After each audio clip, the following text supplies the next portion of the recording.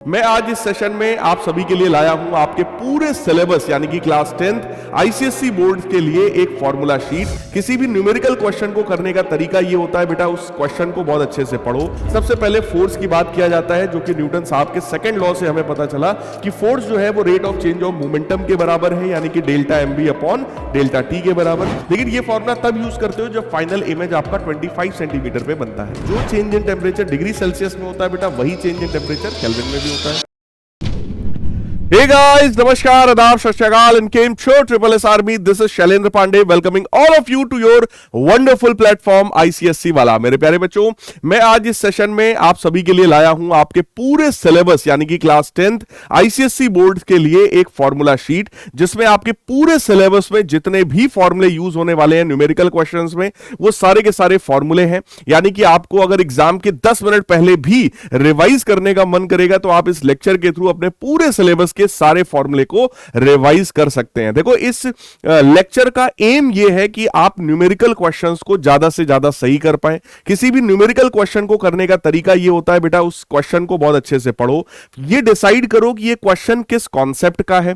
जब concept clear हो जाए कि हां भाई इसी का है, तो अब उसका कौन सा फॉर्मूला था, तो वहां पर ये वाला लेक्चर आपकी मदद करेगा, या जो ये फॉर्मूला शीट मैं आपको अभी देने वाला हूं ये आपकी मदद करने वाली है। राइट, तो formula sheet for the whole syllabus.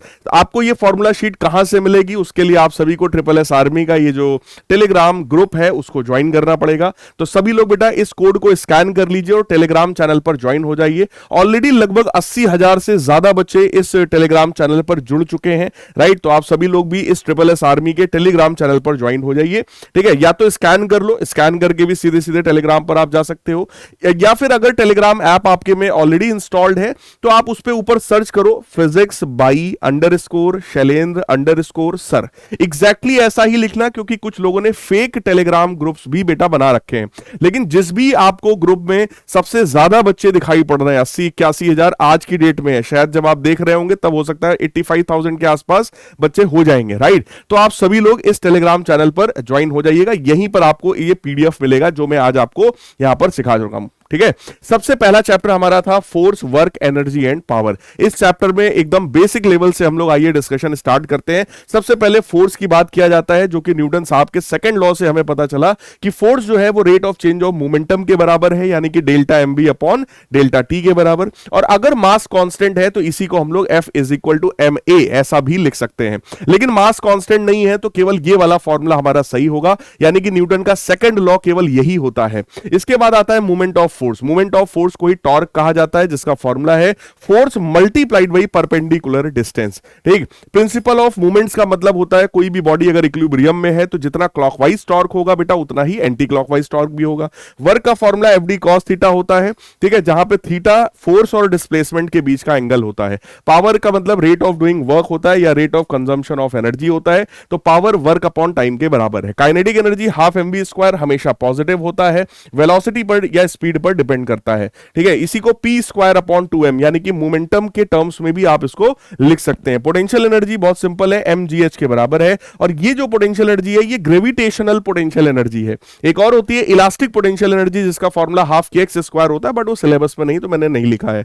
Work energy theorem का सिंपल सा मतलब होता है work done by all type of forces is equal to change in the kinetic energy of the system, यानी final kinetic energy minus initial kinetic energy. इसके बाद बेटा levers वाले कॉन्सेप्ट में आते हैं। मैकेनिकल एडवांटेज, इसको याद करने के लिए मैंने आपको एक ट्रिपल एस भी दिया था, कमेंट्स में सभी लोग बताइएगा। उसका मतलब था मेल, यानी कि mechanical advantage is equal to load upon effort. Velocity ratio के लिए भी मैंने एक ट्रिपल एस दिया था। विक्ट्री बैच वाले कमेंट्स में बता देना भाई। वेलोसिटी रेशियो का फॉर्मूला होता है velocity of effort upon velocity of load. इसी को displacement of effort upon displacement of load भी लिखा जा सकता है, यानी कि इसको डिस्प्लेसमेंट रेशियो भी हम लोग कह सकते हैं। इफिशियंसी का मतलब होता है output work upon input work multiplied by 100। और मैकेनिकल एडवांटेज जो होता है वो velocity ratio multiplied by efficiency के बराबर होता है। यही सारे फॉर्मूले हैं जो कि आपके चैप्टर 1 में यूज होते हैं। इसके बाद अगली जो चीजें हैं, देखो प्रिंसिपल ऑफ लीवर की अगर मैं बात करूं तो प्रिंसिपल ऑफ लीवर में हमारे पास एक फॉर्मूला और आता है, that is load into load arm that is equal to effort multiplied by effort arm. एक हिसाब से अगर देखोगे तो ये प्रिंसिपल ऑफ मूवमेंट्स ही हम लोगों ने यहां पे लगा रखा है। Mechanical advantage load upon effort होता है, जिसको effort arm upon load arm भी हम लोग इस वाली लाइन से निकालकर लिख सकते हैं। इसके बाद सिंगल फिक्स्ड पुली की बात हो रही, किसी भी सिंगल फिक्स्ड पुली के लिए जो एफर्ट होता है वो लोड के बराबर है। मैकेनिकल एडवांटेज और वेलोसिटी रेशियो दोनों ही 1 के बराबर होता है। फिर किसी भी सिंगल मूवेबल पुली की बात करें बेटा, तो जो एफर्ट है वो लोड बाई 2 होगा। मैकेनिकल एडवांटेज और वेलोसिटी रेशियो दोनों 2 के बराबर है। और ध्यान रहे ये जो दोनों बराबर तभी होते हैं जब हम लोग आइडियल पुली की बात कर रहे हैं। फिर अगर combination of one fixed and other movable pulley की बात करें तो एफर्ट जो है वो लोड अपॉन 2 की पावर n होता है, जहां पे n का मतलब नंबर ऑफ मूवेबल पुली है। ठीक है, मैकेनिकल एडवांटेज वेलोसिटी रेशियो दोनों की वैल्यू 2 की पावर n होती है। ब्लॉक एंड टैकल सिस्टम भी आपको याद होगा, मैंने काफी डिटेल में पढ़ा रखा है। एफर्ट जो है वो लोड अपॉन एन के बराबर है, जहां पे एन का मतलब टोटल नंबर ऑफ पुलीज है। मैकेनिकल एडवांटेज वेलोसिटी रेशियो दोनों एन के बराबर है। फिर इफेक्ट ऑफ वेट, यानी कि अगर जो पुली है वो मासलेस नहीं है, पुली का भी अपना कुछ वेट है, तो क्या होगा, तो उस कंडीशन में जो इफिशियंसी है वो 1 नहीं रह जाएगी। Mechanical advantage N minus W by E, W क्या है आपका weight of that pulley, E का मतलब आप समझ रहे हैं एफर्ट। वेलोसिटी रेशियो सेम रहेगा, उस पर कोई फर्क नहीं पड़ेगा, बट इफिशियंसी जो है वो रिड्यूस हो जाएगी। राइट, इसके बाद अगला चैप्टर आपका लाइट वाला आता है, जिसमें सबसे पहले हम लोग स्नेल्स लॉ की बात करते हैं। Sine I by sine R constant होता है, म्यू 2 बाई म्यू 1 है, वी 1 बाई वी 2 है, लेमडा 1 अपॉन लेमडा 2 है। किसी भी वेव के लिए v बराबर एफ लेमडा लिखा जा सकता है। रिफ्रैक्टिव इंडेक्स जो है वो c बाई v होता है, यानी speed of the light in vacuum upon speed of the light in medium. ठीक है, रिफ्रैक्शन के लिए अगर कोई भी लाइट रे एक मीडियम से दूसरे मीडियम में जाती है तो दूसरे वाले मीडियम में उसका जो वेवलेंथ है वो पुराने वाले मीडियम का wavelength divided by refractive index of the second medium with respect to first medium होता है, यानी कि लेमडा डैश बराबर लेमडा अपॉन म्यू होता है। लेटरल शिफ्ट का फॉर्मूला बेटा t sin i minus r upon cos r होता है। और अगर तुम्हें इस एंगल r की वैल्यू निकालनी है तो आप स्नेल्स लॉ लगाएंगे, sin i by sin r बराबर कांस्टेंट। प्रिज्म के लिए जो डेविएशन है वो angle of incidence plus angle of emergence minus angle of prism होता है, इसी को रिफ्रैक्टिंग एंगल ऑफ प्रिज्म भी कहा जाता है। नॉर्मल शिफ्ट का फॉर्मूला है भाई एपेरेंट डेप्थ हमारा real depth upon refractive index of the denser medium with respect to rare medium. Normal shift का मतलब होता है हमारा real depth minus apparent depth, तो दोनों को सब्ट्रैक्ट करोगे रियल डेप्थ कॉमन होगा, 1 minus 1 upon refractive index of denser medium with respect to rare medium होगा। क्रिटिकल एंगल जो है उसका formula sin IC is equal to 1 upon refractive index of the denser medium with respect to rare medium. Lens formula 1 by f is equal to 1 upon v minus 1 upon u होता है, जहां पे f focal length, v image distance और u object distance है। Magnification का formula height of image upon height of object है, जिसको v upon u यानी image distance upon object distance लिख सकते हैं। पावर ऑफ लेंस हमेशा रेसिप्रोकल ऑफ फोकल लेंथ होता है, दैट इज 1 बाई f। ठीक है, और अगर सेंटीमीटर में फोकल लेंथ है तो 100 बाई f भी लिखा जा सकता है सेम चीज को। इसके बाद बेटा मैग्नीफाइंग ग्लास की बात करें तो केवल 2 फॉर्मूले हमारे पास है। सबसे पहला है मैग्नीफाइंग पावर, उसका 1 प्लस डी बाई एफ होता है, जहां पे डी की वैल्यू 25 सेंटीमीटर होती है, लेकिन ये फॉर्मूला तब यूज करते हो जब फाइनल इमेज आपका 25 सेंटीमीटर पे बनता है। वही फाइनल इमेज अगर आपका इंफिनिटी पे बना है तो m is equal to D by F formula use होता है, बट आपकी किताब में केवल ये वाला फॉर्मूला था, तो आप एक ही फॉर्मूला अपने दिमाग में रखो चलेगा। फिर अगला चैप्टर आपका आता है साउंड। देखो स्टार्टिंग के जो 2 चैप्टर्स आपके थे ना, उसी में सबसे ज्यादा फॉर्मूले हैं, इसके बाद फॉर्मूले देखो बहुत बहुत कम हो जाते हैं। साउंड चैप्टर में किसी भी वेव के लिए सबसे पहले v बराबर एफ लेमडा, पीछे भी आया था एक बार। फ्रीक्वेंसी 1 अपॉन टाइम पीरियड होता है किसी भी वेव का, यानी कि अगर साउंड की मैं बात करूं तो साउंड की velocity under root gamma P by D के बराबर है। ये लाप्लास करेक्शन है, आपको याद होगा। गामा का मतलब होता है सीपी और सीवी का रेशियो। ठीक है, गामा का मतलब सीपी और सीवी का ratio, specific heat at constant pressure upon specific heat at constant volume.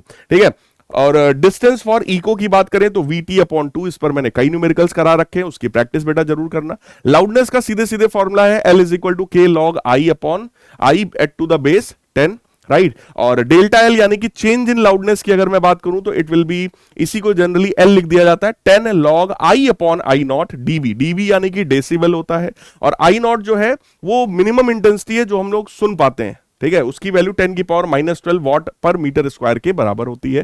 फिर इलेक्ट्रिसिटी मैग्नेटिज्म चैप्टर में करंट जो है वो rate of flow of charge होता है, यानी I is equal to delta Q by delta T, जिसको NE बाई टी लिख सकते हो। इलेक्ट्रिक पोटेंशियल का मतलब V is equal to W by Q. ठीक है, फिर पोटेंशियल डिफरेंस जो है दैट इज WBA अपॉन Q के बराबर। ओम्स लॉ आपका V बराबर IR होता है, इस पर आपसे क्वेश्चन बन सकता है। Conductance is reciprocal of resistance, और रेजिस्टेंस जो है वो रो L बाई A होता है, right. Conductivity that is reciprocal of resistivity. EMF का मतलब होता है total work done for moving a charge across the whole circuit, है ना, W बाई Q।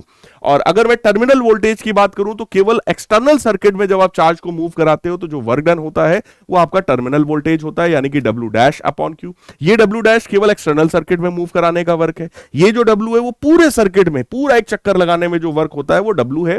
केवल एक्सटर्नल में जो वर्क डन होता है वो W डैश है। इसी को I कैपिटल R भी लिखा जा सकता है। वोल्टेज ड्रॉप किसी भी सेल के अक्रॉस जो होता है, इंटरनल रेजिस्टेंस के अक्रॉस जो होता है that is small W upon Q, यानी कि सेल के अंदर जब आप चार्ज को मूव कराते हो इलेक्ट्रोलाइट के थ्रू, वहां पर जो वर्क होता है वो वाला वर्क यहां पे लिखा जाता है। So that is again W by Q, I into small r। V जो है वो E माइनस IR के बराबर होता है अगर कोई भी सेल डिस्चार्जिंग स्टेट में, यानी कि सेल डिस्चार्ज हो रहा है, करंट दे रहा है, तो V जो है terminal potential difference EMF minus IR potential drop के बराबर है। इंटरनल रेजिस्टेंस का फॉर्मूला बेटा EMF upon terminal potential difference minus 1 times external resistance R।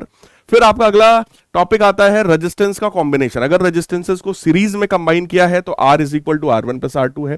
Parallel में कंबाइन किया है तो 1 by R is equal to 1 by R1 plus 1 by R2 के बराबर है।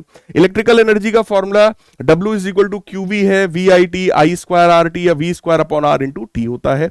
पावर का formula rate of doing work या rate of consumption of energy, तो P बराबर VI I स्क्वायर R या V स्क्वायर अपॉन R है। पावर रेटिंग से केवल दो चीजें निकाल पाते हो, पहला resistance V square upon P, दूसरा सेफ वैल्यू ऑफ करंट जिसको P अपॉन V लिख सकते हैं। Force on a conductor ILB के बराबर है अगर थीटा 90 डिग्री है। इंड्यूस्ड EMF का मतलब है that is rate of change of magnetic flux across any closed loop. So E यानी कि induced EMF is equal to minus delta phi B upon delta T, यानी कि change in magnetic flux upon time interval. फिर आपसे transformer की बात कर रहे हैं। ट्रांसफार्मर में एक फॉर्मूला आता है टर्न रेशियो का, जिसका वैल्यू है number of turns of secondary coil upon number of turns in the primary coil. फिर N जो है वही आपका NS अपॉन NP के बराबर है, जिसको ES अपॉन EP या IP अपॉन IS भी हम लोग लिख सकते हैं। आइडियल ट्रांसफार्मर के लिए वो वाला फॉर्मूला है बेटा। फिर आते ही है आपका चैप्टर हीट। हीट में बहुत नॉर्मल से ही फॉर्मूले हैं। सबसे पहला फॉर्मूला है कि अगर आपको डिग्री सेल्सियस को केल्विन में कन्वर्ट करना है तो टेम्परेचर इन केल्विन जो होता है वो temperature in degree Celsius plus 273 के बराबर, ठीक है। अगर आपको चेंज इन टेम्परेचर की बात करनी है तो जो change in temperature degree Celsius में होता है बेटा वही चेंज इन टेम्परेचर केल्विन में भी होता है। थर्मल कैपेसिटी Q बराबर MC डेल्टा T होता है। स्पेसिफिक हीट की बात करोगे तो केवल C की बात करेंगे, that is Q upon M delta T। Latent heat Q बराबर ML है। देखो जब आप किसी भी बॉडी को हीट दो और उसके टेम्परेचर में चेंज आए तो ये वाला फॉर्मूला लगता है। आप बॉडी को हीट दो, उसके फेज में केवल चेंज आ रहा है जबकि टेम्परेचर कांस्टेंट है, तो वहां पर ये वाला फॉर्मूला Q बराबर ML हम लोग अप्लाई करते हैं। फिर प्रिंसिपल ऑफ कैलोरीमेट्री बहुत सिंपल है, that is the heat given by the hot body is equal to heat taken by the cold body. एकदम सिंपल सा फॉर्मूला है। फिर इसके बाद बेटा मॉडर्न फिजिक्स में बहुत ना के बराबर देख लो फॉर्मूले हैं। कोई भी एलिमेंट आपको दिया हुआ है, number of proton atomic number Z के बराबर है, नंबर ऑफ इलेक्ट्रॉन भी उसी के बराबर, number of neutrons A minus Z के बराबर यानी कि mass number minus atomic number.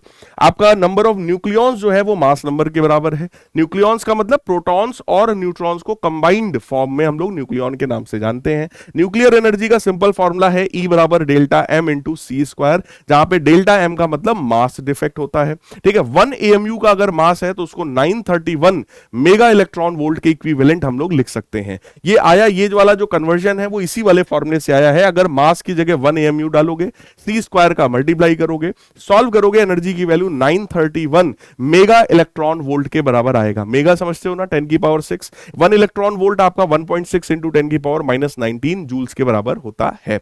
ये सारी चीजें पढ़ा चुके हैं, केवल आपको अभी मैं फॉर्मूला रिवाइज कर रहा हूं। तो ये जो सेशन है आपका केवल देखो 13 मिनट्स का है, लेकिन इन 13 मिनट्स में आप लोग अगर थोड़ा फास्ट करके भी देखोगे तो मुझे लगता है लगभग 10 मिनट के अंदर में आप अपने पूरे सिलेबस के सारे फॉर्मूले को क्विकली रिवाइज कर सकते हैं यूजिंग दिस लेक्चर, राइट। बहुत जल्दी आप लोगों को मिलेंगे आपके इस चैनल पर कुछ और चीजों के साथ, कुछ और जहां से कुछ ऐसा कंटेंट जहां से आपकी और ज्यादा हेल्प हो सके वो मैं लेकर के आऊंगा। आप लोग भी कमेंट्स में बताना कि आप लोग और क्या हेल्प चाहते हो मुझसे या पीडब्ल्यू टीम से, आप और क्या सपोर्ट चाहते हैं कि हम लोग आपके लिए करें, राइट। तो सभी लोग कमेंट्स में बताइएगा ये वाला सेशन कैसा रहा, ये फॉर्मूला शीट सभी लोग डाउनलोड कर लेना और कमेंट्स में जरूर बताना कि ये फॉर्मूला शीट आप सभी को कैसी लगी। और एक काम जो आपको करना है, फॉर्मूला शीट पहले डाउनलोड करोगे, अगर प्रिंट आउट निकलवा सकते हो बेटा तो जाके प्रिंट आउट निकलवा लेना, और रोज सुबह उठते ही आपको क्या करना है, इसको रिवाइज करना है। बस ना रटना है ना पढ़ना है, ठीक है। आपको सिर्फ क्या करना है, इसको उठाएंगे आप, जैसे आपने ये फॉर्मूला शीट उठाई और केवल इसकी रीडिंग कर ली,